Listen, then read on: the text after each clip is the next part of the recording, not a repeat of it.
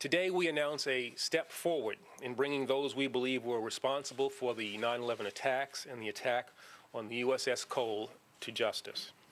The Department of Justice will pursue prosecution in federal court of the 5 individuals accused of conspiring to commit the 9/11 attacks. All right, that was Attorney General Eric Holder announcing that Khalid Sheikh Mohammed and his co-conspirators in the 9/11 attack will enjoy the protections of the American criminal justice system. They will be tried for their terrorist acts just blocks from the World Trade Center in Lower Manhattan rather than by a military commission at Guantanamo Bay. Now, the decision did not sit well with people who know a thing or two about keeping the country safe. Former Attorney General Mike Mukasey said that such a trial risks provoking another terrorist attack. Former New York City Mayor Rudy Giuliani sounded the alarm as well. And take a look at what he told our very own Neil Cavuto. New York is already a target for terrorists. We announce that every day and talk about it every day. To add something unnecessary to that makes no sense. And the president has made a, I believe, irresponsible decision. And finally, this was an act of war. And one of the things I thought we learned from September 11 was that we were in a state of denial before September 11. We went through this once before, 1993. We had people, terrorists, attack the World Trade Center. We did not recognize it as an act of war. We tried them in the Southern District of New York. It did no good. And at least one Democrat has found the courage to stand up to the president. Earlier today, New York Governor David Paterson said, quote, "This is not a decision that I would have made. I think terrorism isn't just an attack, it's anxiety. And I think you feel the anxiety and frustration of New Yorkers who took the bullet for the rest of the country."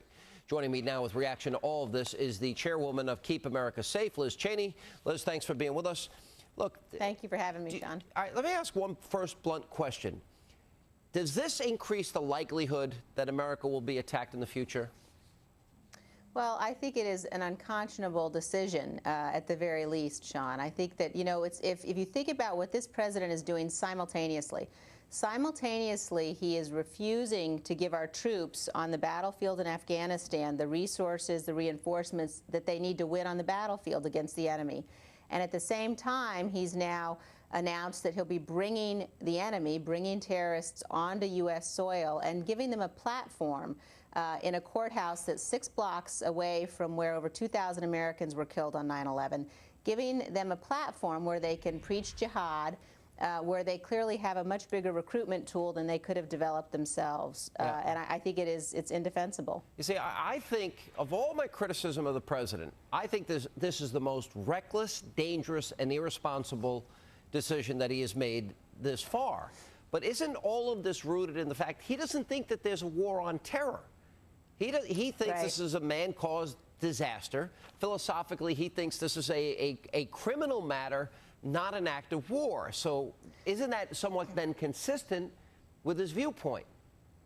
Yeah, you know, actually, Attorney General Holder said as much in one of the interviews that he gave on Friday after the announcement. He said, "We are treating this," meaning Khalid Sheikh Mohammed and his co-conspirators, "we are treating this just like any other criminal case."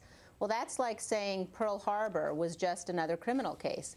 And, you know, you can go down the list of all of the ways that this decision endangers the United States, that this decision, in fact, gives a platform to al-Qaeda, to Khalid Sheikh Mohammed.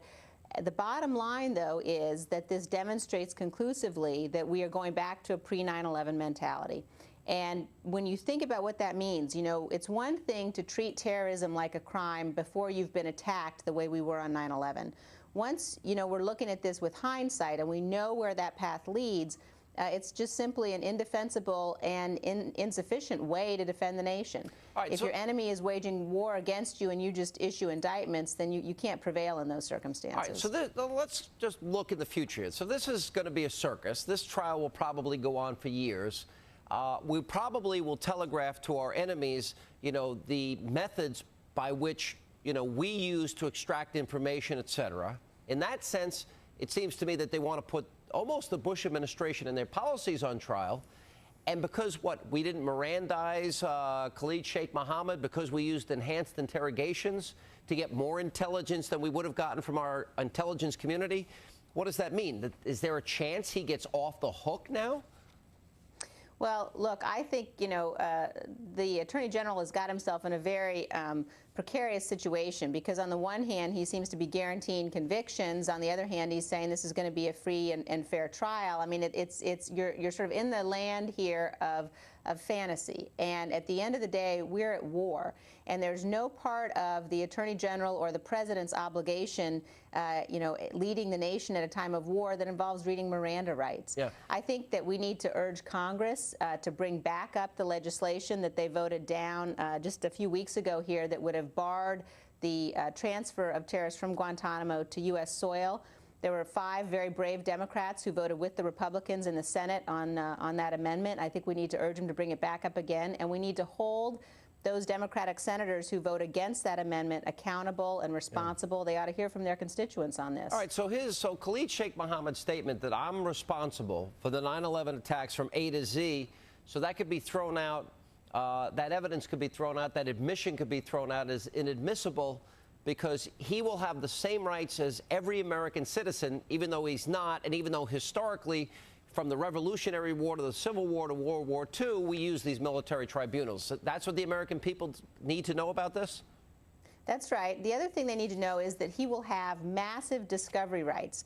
He will get into this U.S. court, into this civilian court. He's already attempted to plead guilty, so he has no defense here. So clearly what his attorneys will try to do, what he'll try to do if he represents himself, is put the U.S. government on trial, demand access to classified material. You know, we've seen this before. He will certainly get access to some classified material. And it's simply, we have yet to hear a solid explanation from the Obama administration as to why they think it's appropriate to allow the terrorist who slaughtered over 3,000 Americans, the man who's responsible for the murder of Daniel Pearl, to give him a platform to put the U.S. government on trial. There's no answer that I've heard. There's no answer that I can imagine, but they need to be pushed on this point. Well, the 9/11 Commission report said they were at war with us. We weren't at war with them. We're not at war with them anymore because we don't recognize there's a war on terror. So I think the consequences are predictable.